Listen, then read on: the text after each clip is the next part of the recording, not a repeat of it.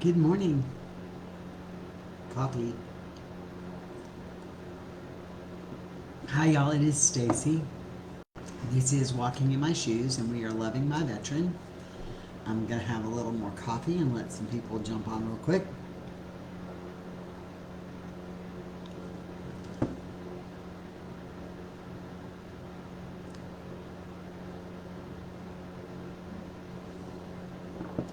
So I'm going to take a minute. I'm going to say good morning to everybody. Just kind of bring people up to speed. We have the new website up. It still has to have a little tweaking done to it. It is much more user friendly, the desktop version over the mobile, at least right now. But it is much more user friendly, tons more information. The resource page will be done today. There are so many resources out there. We are ever adding to it. So if you have a resource you want to share with us, please do that. That somebody you've had experience with, it will just help us add to that resource list because we all need all the help we can get. Last night, if you were not part of Let's Talk, the Zoom meeting, we had Boone Cutler join us. It was an amazing, amazing time. Of course, our meeting went on longer, but Boone stayed for the first hour, and that link there's a link to it on our Facebook page and in the group, but it's on our YouTube channel. So please go there and subscribe. All these videos are eventually going to hit that YouTube channel with more stuff on it that is not on the page as well. So I just want to kind of tell everybody where we were. It was an amazing night. We talked about everything from the warfighter mentality to alternative treatments to taking charge of your own life and your own health care, having a caregiver, where we thought breakdowns were. It was just such an informative night. So please go listen to that. Like that video as well, and subscribe to the channel. So if you don't mind doing that, that would be great. So we're going to talk some more about building that loving, lasting relationship. Yes, Stephanie, it was fabulous. We're going to talk about building that loving, lasting relationship and that's healthy. And we're on respect. We talked about it a little bit yesterday. We're going to talk some more about respect today. And this is a little different. This is on respecting each other's needs. So all too often we find in this community, and when you're dealing with PTSD, which I think part of the things we learned about last night is PTSD is kind of like the blanket diagnosis that the VA gives our veterans when there are so many underlying conditions that can be part of it. So you have to be able to respect and listen to your veteran. Okay, it is so easy for us to say, I need you to go to the VA and get on medication. I need you to go to therapy. I need you to do this. Okay, again, that's what you need. That's not necessarily what they need. So wording it correctly would be, honey, I am really worried about your health because so many things happen that create all of these same symptoms that we're seeing. Morning, Roxy. And Randy's having surgery today, so y'all keep Roxy and Randy in your prayers. But there's so many other things, so you have to really listen to what's going on. TBI, one of the things that happened with a TBI and traumatic brain injuries, we think they had to have had some major deal where they've hit their head. That's not true. Just lots of ammunition going off and rounds going off, and that percussion trauma can cause the TBI. But TBIs, one of the symptoms are sleep apnea. Well, when you don't sleep, good morning, Michelle. When you don't sleep, if you're like me, you get crabby. You get agitated. You get all these things that go on. So that could be part of what's going on. So you really have to respect and listen. You really have to respect and listen. And they have to respect you, that you know and you love them enough that you need to assume that role as their advocate, their caregiver. We are a community, and that's something we have to be able to do is respect that role. So there are so many other things that go on that it is not always that blanket PTSD diagnosis. Okay, so you're going to find that all of this goes on, but you have to respect each other and what the needs are. So when you need help doing something, being very clear in what you need and expecting your veteran to be able to do that, or your children, or whoever you're asking to do that, you have to be respectful, one, in the way you ask, and two, in communicating your needs, okay, and making sure they're not already doing something. I know that for us, a lot of times I'll go in Carl and say, hey, can you do this? Well, he's in the middle of doing something. And I get mad because it doesn't happen on my timeline. Well, sometimes he's in the middle of doing something, or vice versa. He'll come into me and say, hey, can you do this? And I'm like, I may not look like I'm doing something, but I may be in the middle of doing emails or Facebook post or designing something, and my train of thought will stop and then I'm off kilter. So that kind of respect is important. So being able to listen to each other's needs is part of that respect. And we don't do that well. We don't listen always to what they're saying. They don't always listen to what we're saying. I need some time. I need some space. That is within your right. It's within your bubble. And asking for it respectfully plays a role. Just like listening to their clues. They give out some of the best clues if we ever listen. But as part of respect, you can't just go in and say, you're fucked up. I don't know what is wrong with you, but this has got to come to an end. I'm tired of the explosions. I'm tired of this. I'm tired of you yelling at me. I'm tired of the negativity. How is that respectful? Yeah, you're tired of it, but trying to find the root cause of it, and one at a time, trying to find that root cause of it, would you be so much better to go in and say, can we talk? I have noticed that you are exploding more than usual. What's going on? Are you tired? Is it a date? Ask. Communicate. When we walk on eggshells, we are not respecting them. We are demasculating them. Okay, we are taking away from them. We do this a lot, and we don't realize that we're doing it. Because stepping back and forth and respecting the roles in a relationship are very hard. There are days that I need Carl to be my caregiver. Okay?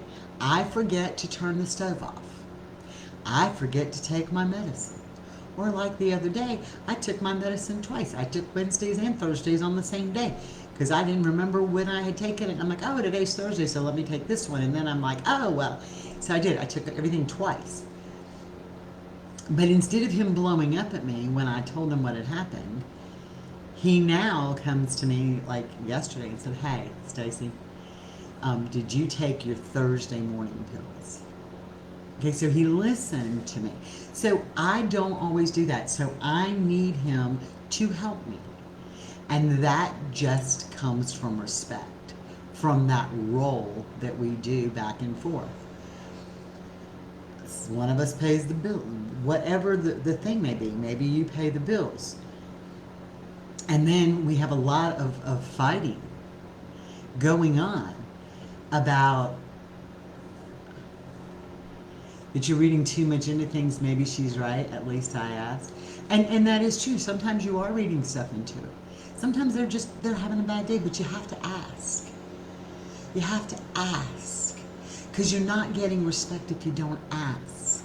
You're not respecting if you don't ask. If they're super moody and you don't say to them, hey, hon, is there something going on or do you just need your space today?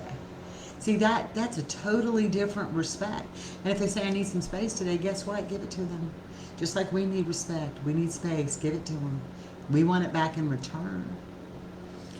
So, like with us, I'm usually the one who pays the bills and does the thing, and then Carl said, "Hey, what do we have left? What money do we have? What day is there this or that?" Well, I was just like, "Oh, I've taken care of that. I've done this. I've done that." But when I sat down with him and said, "Hey, look, these are the bills we have to pay. This is how much money we have left over. This is what we've got," that became respectful. And yes, Roxy, sometimes they are short fused, and there's nothing, and it has nothing to do with you. You have to, but there are days we're short fused and it has nothing to do with them. So keep that in mind when you're talking about respect. We want to be treated a certain way, we have to do the same in return. Okay, I want you to think about it from this perspective. Let's say, and it happened with my dad. Let's say you're a cancer patient. It happened with my mom when she had breast cancer. It happened with my dad when he had terminal cancer. Right? For the year and a half my dad lived after he found out he had terminal cancer, every time anybody called him, it was like, "Hey, Lucas, how you doing today? How's chemo? How's radiation? How's this? How's that?" It was all directed back to his doctor's appointment. Okay? But the year before he got sick, they'd be like, "Hey, Lucas, we're going fishing. We're going to do this. What do you think about this project we're working on? What do you think about that?" They engaged him in a normal conversation. So when we take this PTSD thing and we walk around it and it's always, "Baby, are you okay today? Because you might be triggered." Okay? "Baby, are you okay today? Because you might be triggered. Are you having a day today? You're not engaging, and therefore you're making this, now the PTSD becomes them. Or the TBI becomes them. Or whatever becomes them. Go back to being the person." Yet, and it does, when you ask what you can do for them, it does help them. But don't make everything about the illness. Don't make everything about the illness. Like, there's days that Carl doesn't want to go to town. And there's days that he will be more triggered about going to town. So I'll be like, "Hey, babe, I got to run to the store. Do you want to go? Do you want to go?" And so sometimes he'll say yeah, sometimes he'll say no. Well, when he tells me no, I don't sit there and say, "Well, are you having a PTSD moment so you just don't want to be around people?" It may not have anything to do with that, right? There's days that I don't want to go to the store either, or I don't want to see people, or I don't want to do something. It doesn't mean I'm having a PTSD moment, it just means I don't want to do it. So be respectful of that. When you turn it and you take it all in, and you make it all about the illness, you're not respecting him as a person or her as a person. You're not respecting them as a person. So when you make it all about the illness and you're not respecting them as a person, how do you expect to get respect back? Okay? How do you expect to get respect back? It doesn't work that way.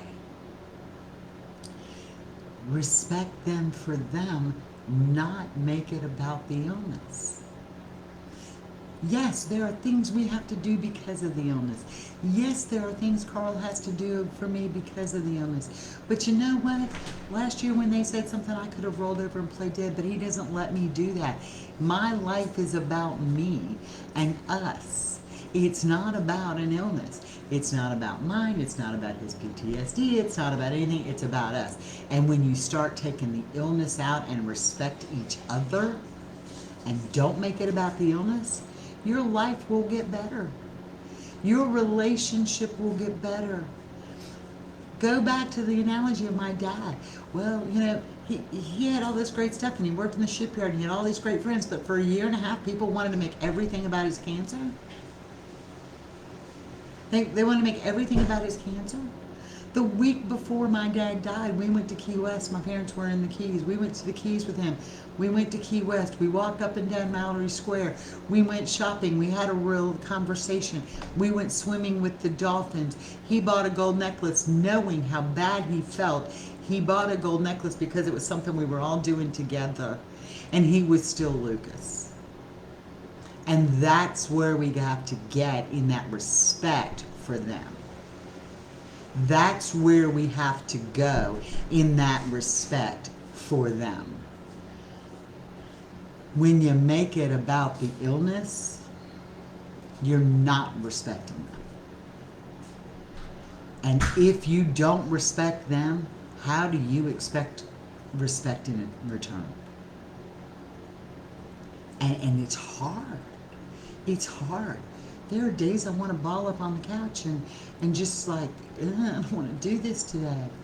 Or I'll get a headache and I'll say, Carl said, you got a headache? And I'm like, yeah, because I think you're stressed. I'm like, oh, it might be lupus. And he's like, no, it's not. You're stressed. Right? So he doesn't focus on whatever I have going on. He's like, no, you've done too much. Right? So we don't make my life about this. We don't make our life about the PTSD. We don't make our life about anything but us. Does he have dates that I need to respect? Yes. Do I have dates he needs to respect? Yes. We do. We have those days. We have those dates. We all have them. And you have to be respectful. But you don't sit there in this pity and make it about way more than what it is. Or you don't get the respect back. It's just the way it is. Like today. I'm going to call my mom like I always do today. I call my mom every day. I'm going to call my mom today. Mom, how are you? Mom, what have you done today? Mom, and I'm going to talk about my mom. I'm not going to talk about the fact that 16 years ago today my dad died, because he's not here. It is about my mother. My mother is the one who's here. That's respectful. Like the first 5 or 6 years, all we talked about when we were with my mom, all of us, me, my kids, my niece and nephew, my brother, everybody talked when we were all with my mom about granddaddy this, daddy this, granddaddy this, daddy this. And my mom, we were all at Disney, and she looked at me and she said, I think the wrong parent died. Good morning, Jeremy. So I think when you sit there and you say, and you make it about somebody else or about the disease or about this, my mom felt totally disrespected. Yeah, we love my dad, and we still do, and we have great memories. But when you make it about that, my dad dying, or you make it about the illness, there's no respect to my mother. And that's part of that respect that we want back. I don't want a pity party. They don't want a pity party. None of us want that pity party, because if you have it, you get sucked into the pity party and your life is miserable. And we don't want to be there. It's about respect. You know, when we were talking last night, you know, and Jeremy was talking about Christy, and I don't know if it was last night or Jeremy and I on the phone yesterday, and he got to a point he could lay it all out there, right? He can lay it all out there on the table. And he opened up to Christy. And Christy does not make their life about his PTSD. She holds him accountable. She understands it, but she holds him accountable. And in return, he is treated like a man and not as an illness. And I think that that's so important about that respect thing. It is so important that we absorb all of that, because we want it back. Do you want to be married to PTSD, or do you want to be married to your spouse? Do you want to be married or in a relationship with PTSD, or do you want a relationship with the person you fell in love with? Because I assure you, you didn't fall in love with PTSD. Nobody loves PTSD. Nobody loves it. We didn't go take out an ad when we were looking for people that says, hey, I gotta date you, gotta marry you, only on the condition you have PTSD, because I'm gonna love that PTSD way more than I love you. That's what I want in my life, okay? We didn't do that. And it did. Jeremy's right. It took a lot of therapy and a lot of courage to do that. And it's going to take a lot of courage and a lot of therapy and a lot of encouragement to do that. But when you stop making it about that and things stop being defective all the time, it's respect. It's respect. When they're having a bad moment or a bad day or need to unwind, and it may not be anything, and I'm going to pick on Jeremy because he's on here and this is what I get to do because I like it. We were all at the lake, right? And so we got the kids jumping off of the boathouse next door, and somebody's in the lake and somebody's doing this, and here's Jeremy in his life jacket with his hands crossed floating. And all he wanted was enough respect to be left alone to unwind and do Jeremy.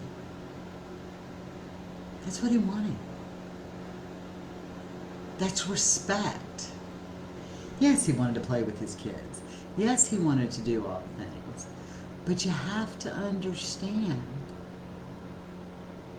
that we have to respect their spaces. I mean, Nakia says, when I found my Richard, I met my Prince Charming. You did. But you didn't meet PTSD. You didn't fall in love with that. So you respect your Prince Charming. You respect your My Richard. And I think that's what we forget along the way. And I'm going to tell you something else. They don't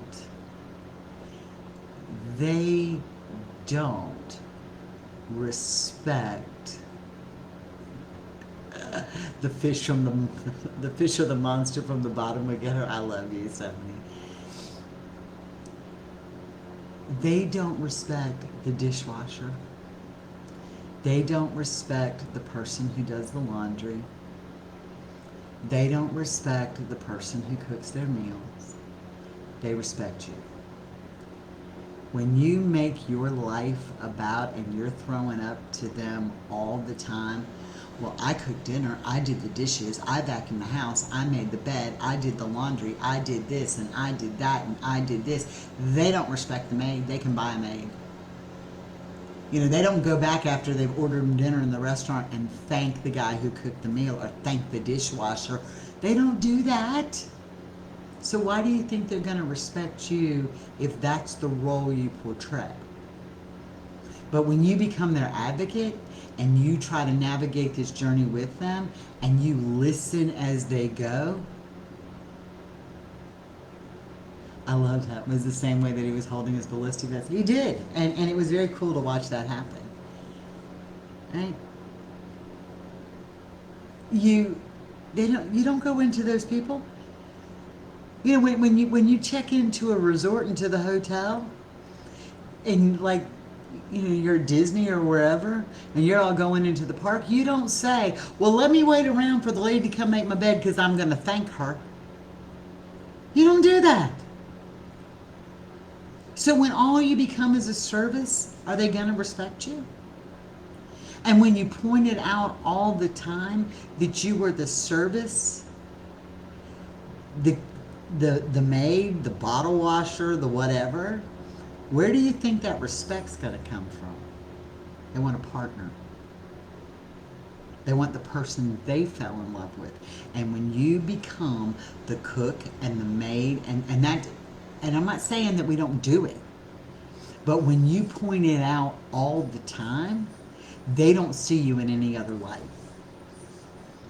Just like we get so wrapped up in PTSD, we don't see them in any other light. And there's no relationship there. Because I assure you, PTSD never dated the maid. And that's what happens about respect.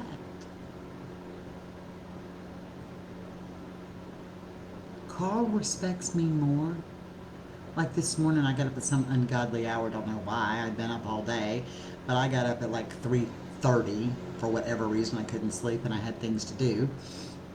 I got up at 3:30 and I laid on the couch when he got up, and I literally put my head in his lap and went to sleep for like 20 minutes.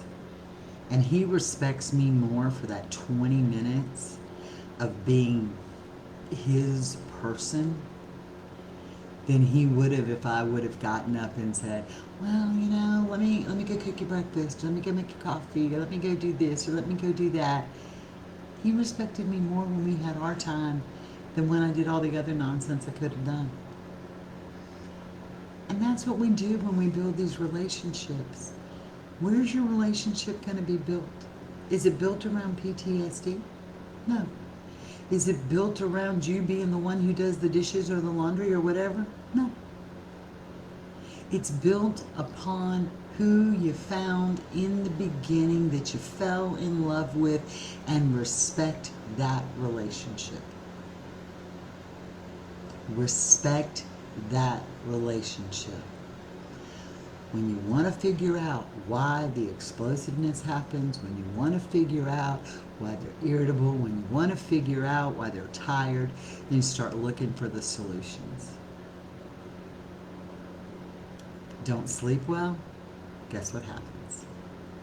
You get irritable. You get cranky.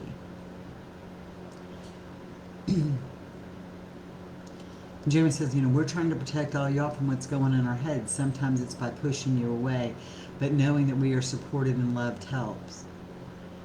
Thank all of you for supporting your veterans. It means more than you know. And that's true.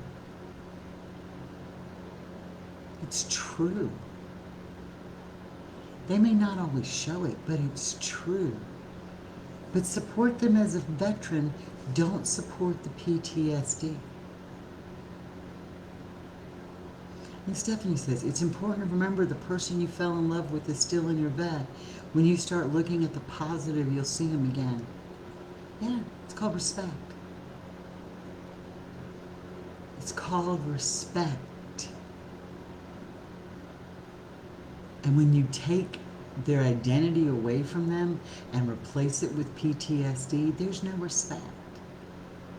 And when you take their identity away from them, how is anybody going to respect you or them? They still have to be them. Carl is still Carl and he's still an asshole, but I love him. Okay, PTSD didn't cause him to be the asshole. I love him. And he'll tell me he's an asshole. He did it last night. I think it's recorded, so if you listen to the meeting, he'll tell you that. Jeremy will vouch for that. He's an asshole. It's just one of those things. But that's who he is. And I'm going to tell you this. That man will die to protect me.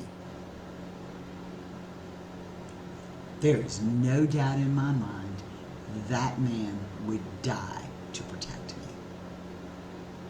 And I have to respect. I don't have to do anything. I need to respect that kind of love. I need to respect that kind of devotion. It's essential. It's what builds a healthy, strong, loving, lasting relationship. Respect. And it comes from both sides. But are you respecting the person? Or are you respecting the illness? And it matters.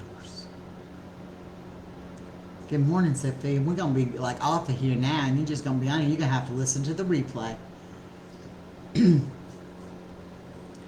So I just wanted to kind of end this week on that. Yes, he was an asshole before PTSD. And says, until I joined the Veterans Wives group, I didn't let him have an excuse. I expected him to be more of a man. Now that I understand PTSD, I feel like I should have learned. We're going in circles here. It does unfortunately define the difference in our relationships. He defines his reasoning with PTSD, so I'm here trying to understand. It is. You will go in circles, but you got to set your boundaries first. You gotta set your boundaries first. Have a good day, love. You have to set your boundaries.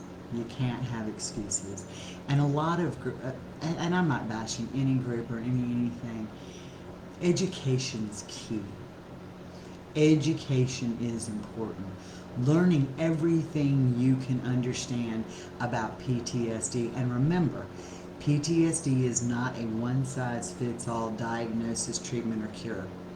And a lot of times, other stuff is grouped under that umbrella.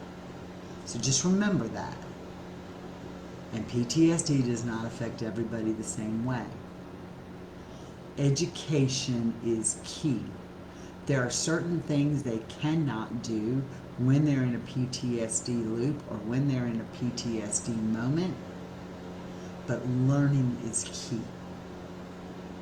And we hope that we're doing that for you guys. That's what our mission is to hope that we're bringing everybody together to learn that. If you've got questions, Kim, you can message the page. Jeremy's kind of on today, so he can really answer from a veteran's perspective.